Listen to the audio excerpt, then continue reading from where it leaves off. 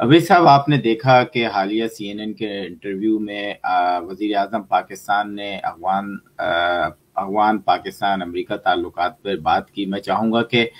उस पर आज बात करेंगे, उसी पे ही हमारा प्रोग्राम होगा। अफगानिस्तान के बारे में इमरान खान ने क्या कहा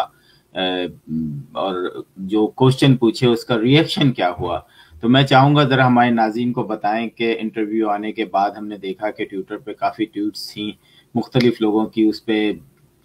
सैकड़ों कमेंट्स भी थे। तो इस इंटरव्यू को आप कैसे देखते हैं? जी शुक्रिया आसिम। देखिए, जब सियासी लीडर आजकल बयान देते हैं सोशल मीडिया के दौर में, कोई इंटरव्यू होता है तो उस पर अमूमन हमें एक बड़ी स्प्लिट देखने में आती है। दो तरह के रिएक्शंस होते हैं। जो उनके हामी होते हैं वो बिल्कुल ये कहते हैं कि चक्के छुड़ा दिए और इससे बेहतर तो गुफ्तगू हो ही नहीं सकती थी, और उनके जो मुखालफीन हैं उनके ख्याल में बिल्कुल नाक कटवा दी जाती है और जो है उस लीडर को कुछ पता ही नहीं होता जिस बारे में वो बात कर रहा है। मेरा ख्याल है कि हमें उस जज्बाती रिएक्शन को जो दोनों तरफ से आता है एक साइड पर रखकर इसका एक ऑब्जेक्टिव और न्यूट्रल एनालिसिस करना चाहिए। मैं जब ये गुफ्तगू सारी सुन रहा था और जो सवालों जवाब हो रहे थे, मैं इसको इसके बैकग्राउंड के साथ जोड़ता हूँ जो पिछले 2 दिन में अमेरिका के अंदर कांग्रेस में और सेनेट में हेयरिंग्स भी होती रही हैं जिनमें पाकिस्तान के और अफगानिस्तान के हवाले से गुफ्तगू हुई है। अमेरिकी वजीर खारजा टोनी ब्लिंकन ने उस पर बातचीत की है। सो एक वाज़े हमें ये उन हेयरिंग्स में एक सेंटिमेंट नजर आया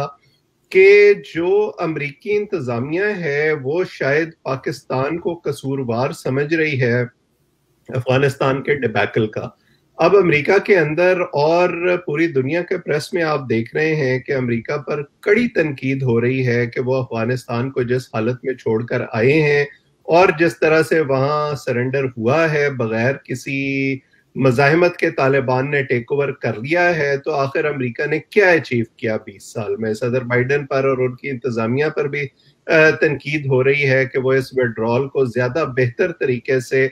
हैंडल कर सकते थे। अब उनके पास दो ऑप्शन है। एक तो ये कि वो उस तनकीद को एक्सेप्ट कर लें, और अगर वो एक्सेप्ट करेंगे तो जाहिर है उसकी पॉलिटिकल कॉस्ट होगी। उस पॉलिटिकल कॉस्ट को डाइवर्ट करने के लिए, अपनी तरफ से अटेंशन हटाने के लिए उन्हें एक स्केपगोट की जरूरत है जिस पर वो ब्लेम शिफ्ट कर सके। और क्योंकि पाकिस्तान और अमेरिका के ताल्लुकात हमेशा से एक मिसट्रस्ट का शिकार रहे हैं, अमेरिका बार बार पाकिस्तान से डू मोर का मुतालबा करता रहा है, पाकिस्तान को ये कहता रहा है कि आप दहशत गर्दों को सेफ हेवंस मुहैया कर रहे हैं बॉर्डर के उस पार ट्राइबल एरियाज में। तो एक तरह से इस वक्त अगर उंगलियां उठती हैं पाकिस्तान की जानिब तो ये अमेरिकी इंतजामिया के हक में जाता है कि देखें, हम तो ये अपने अहदाफ इसलिए हासिल नहीं कर सके क्योंकि पाकिस्तान ने पूरी तरह से हमारा साथ नहीं दिया। अब अगर हम किसी हद तक ये बात मान भी लें कि चलें पाकिस्तान का साथ पूरी तरह उनको हासिल नहीं रहा होगा,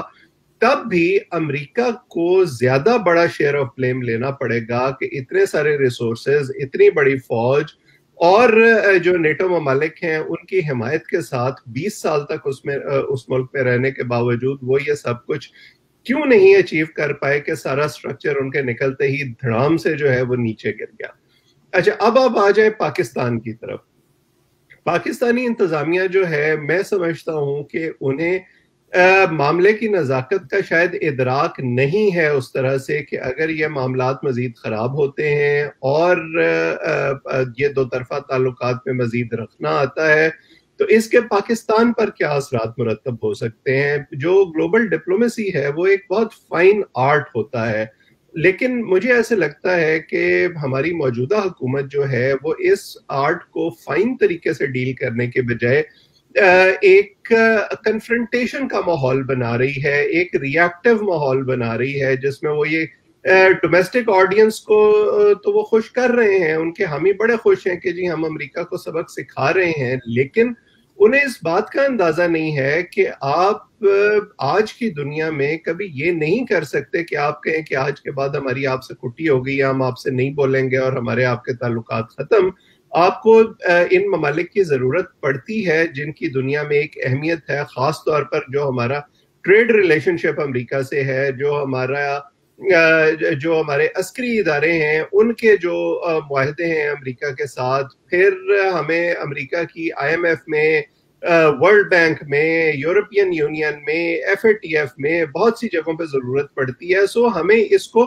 تھوڑا ٹیکٹ فلی ڈیل کرنا چاہیے تھا، بجائے اس کے کہ ہم امریکہ کو فوراً آنکھیں دکھانا شروع کر دیں کہ جی ٹھیک ہے، آپ اگر ہمارے ساتھ یہ کر رہے ہیں تو ہمیں بھی آپ کی ضرورت نہیں ہے. یہ تمام معاملات جو ہیں یہ بیہائنڈ کلوز ڈورز حل کیے جاتے ہیں، ان کو اس طرح پبلکلی پریس میں یا اوپن میں ڈسکس نہیں کیا جاتا. اچھا، یہ بھی اس دفعہ پھر انہوں نے فون کا کوشچن کیا. یہ فون کا جو کوشچن ہے یہ آپ کو کس طرح لگتا ہے کہ CNN نے بھی اس سوال کو اٹھایا کہ آخر وہ کیا وجہ ہے کہ پریزیڈنٹ بائیڈن جو ہے آپ کو کال نہیں کر رہے؟ اور ہم نے دیکھا کہ جواب بھی بڑا عجیب سا آیا کہ وہ مصروف ہیں. کیا کہیں گے اس پہ؟ دیکھیں، وہ انگریزی میں ایک لفظ ہوتا ہے، اس کو کہتے ہیں ایکلیز ہیلز، یعنی وہ آپ کا ایک ایسا جو ہے وہ آپ کی اڑی میں ایسی چوٹ وہ بن گئی ہے کہ وہ آپ کو درد کرتی رہتی ہے. اب یہ سوال یہ ہے کہ یہ جو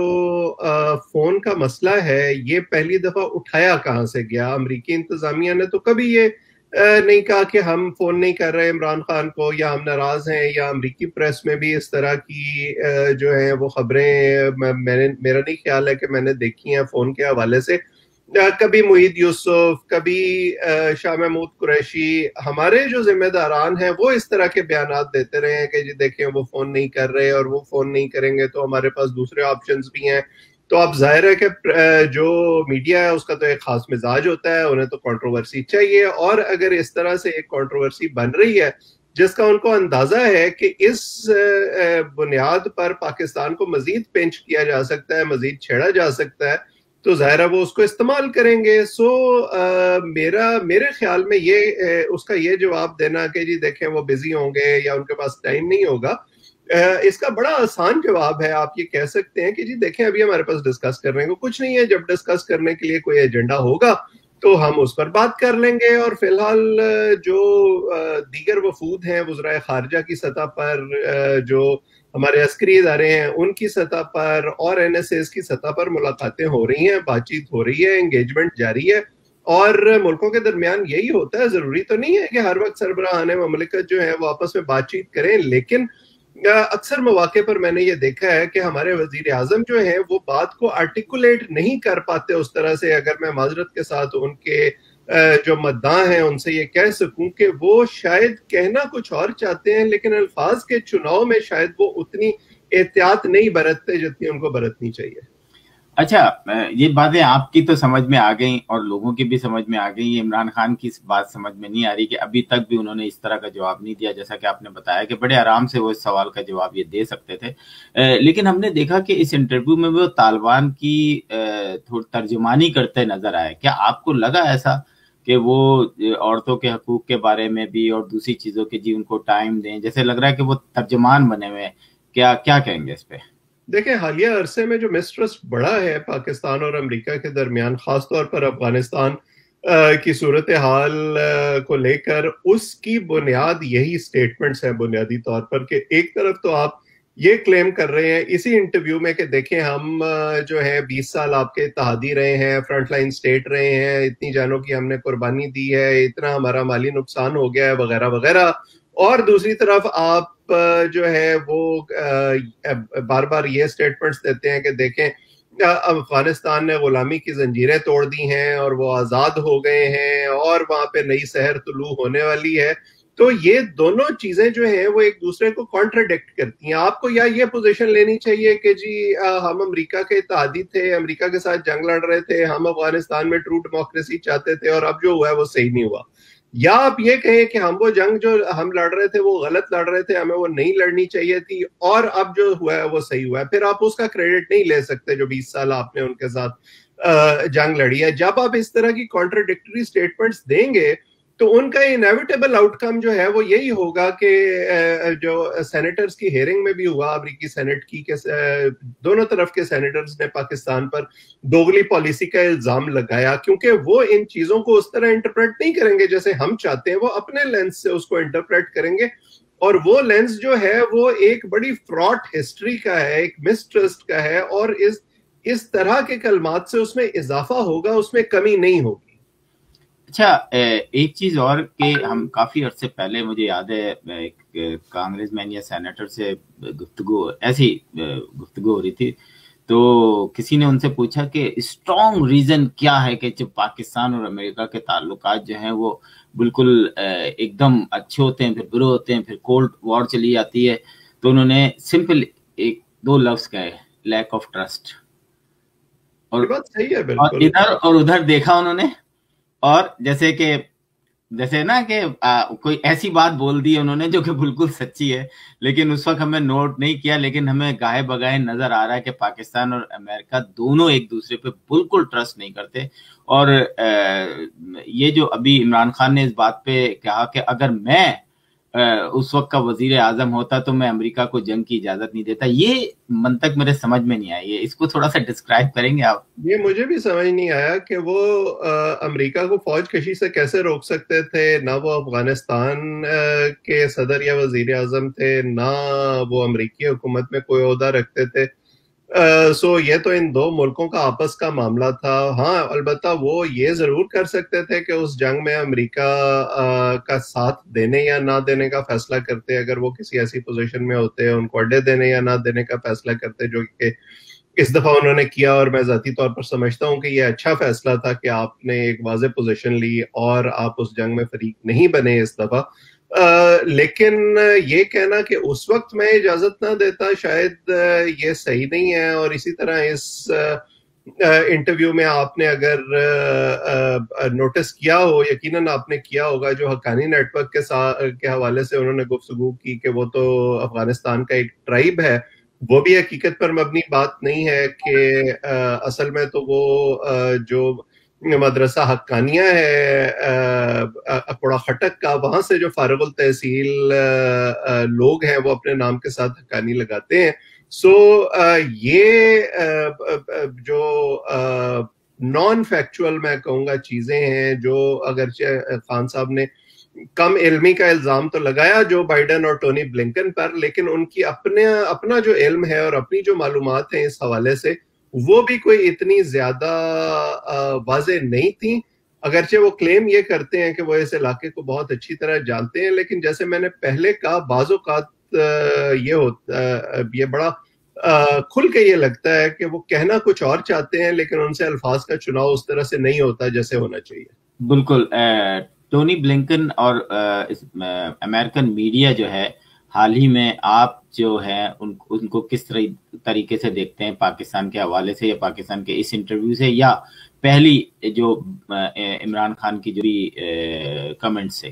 کیا کہیں گے؟ دیکھیں یہ تو اب بڑے لمبے عرصے سے نظر آ رہا ہے جب سے صدر بائیڈن نے عہدہ سنبھالا ہے کہ پاکستان کو ایک اگنور کرنے کی انفارمل پالیسی چلی آ رہی ہے, اور یہ فون نہ کرنا بھی اسی کا حصہ ہے, میٹنگز میں انوائٹ نہ کرنا بھی اسی کا حصہ ہے. ابھی تک جو ہے سویلین سائٹ پہ کوئی بڑا اس طرح کا دورہ بھی نہیں ہوا ہے دونوں طرف سے, اگرچہ محی یوسف واشنگٹن آئے تھے اور کچھ عہدیداروں کو ملے تھے, لیکن جس طرح کے نئی حکومت کے ساتھ آپ کو ایک وارمنگ اپ آف ریلیشن شپ نظر آتا ہے, جیسے ٹرمپ کے فوراً آنے کے بعد ہوا تھا یا عمران خان کے عہدہ سنبھالنے کے بعد ہوا تھا, وہ آپ کو ابھی تک نظر نہیں آتا. اور اس کی بنیاد بھی وہی مسٹرسٹ ہے, اس کی بنیاد بھی یہی ہے کہ امریکہ کا یہ خیال ہے کہ پاکستان نے اس طرح سے مدد نہیں کی امریکہ کی. اگرچہ آج جو اسٹیٹ ڈپارٹمنٹ کی بریفنگ ہے اس میں جب ترجمان سے سوال ہوا اس بارے میں کہ ٹونی بلنکن نے یہ کہا ہے کہ ہم پاکستان کے ساتھ جو تعلقات ہیں اس کو ریویو کریں گے, تو انہوں نے اس کو کور کرنے کی کوشش کی, ایک ڈپلومیٹک سا جواب دیا کہ اس کا مطلب یہ ہے کہ ہم پاکستان کے اور خطے کے دیگر ممالک کے ساتھ مل کر ریویو کریں گے اور دیکھیں گے کہ آگے افغانستان کی صورتحال کیا ہوتی ہے اور خطے میں پیس کیسے برقرار رکھا جا سکتا ہے. لیکن اصل سٹیٹمنٹ جو ہے جو ٹونی بلنکن پہلے دن دے چکے تھے کانگریس کے سامنے, جس میں انہوں نے کمپلیسٹ ہونے کا لفظ استعمال کیا کہ ہاں پاکستان نے دہشت گردوں کو پناہ بھی دی ہے اور پاکستان نے اس طرح سے اپنا کردار بھی ادا نہیں کیا جیسے کرنا چاہیے تھا, اس سے یہ لگتا ہے کہ امریکی انتظامیہ کی سوچ جو ہے وہ وہیں کھڑی ہے جہاں صدر اوباما کے دور میں کھڑی تھی جب پاکستان سے ڈو مور کا مطالبہ کیا جاتا تھا. اور ہمیں نہیں بھولنا چاہیے کہ اس وقت جو صدر بائیڈن صدر اوباما کے نائب صدر تھے اور ٹونی بلنکن ان کے ساتھ اس وقت بھی کام کر رہے تھے دفتر خارجہ میں, ان کی ٹیم میں شامل تھے. سو ایک طرح سے وہ جو مسٹرسٹ اس وقت موجود تھا, اب وہ اس میں نہ صرف اضافہ ہوا ہے بلکہ وہ لوگ ایک طرح سے ڈیسیژن میکنگ پوزیشن میں آ گئے ہیں. بالکل بالکل, بہت صحیح بات کی آپ نے. ناظرین, آج میرا خیال ہے اتنا ہی. میں چاہوں گا کہ اویس سلیم صاحب کچھ اور کہنا چاہیں گے, لاسٹ کلوزنگ ریمارکس. نہیں, میرا خیال ہے کہ ہم نے انٹرویو کے حوالے سے اور اس کی امپلیکیشنز کے حوالے سے تو کافی گفتگو کر لی ہے. میرا بس اتنا کہنا ہوگا آخر میں کہ اگر ہمارے ذمہ داران یہ سوچ لیں کہ ہر لفظ جو وہ ادا کرتے ہیں اس سے ان کے مداح تو شاید خوش ہوں, ڈومیسٹک آڈینس تو شاید اس کی بنیاد پر ڈھول بجانا شروع کر دے, لیکن آج کی دنیا میں آپ اس کی بنا پر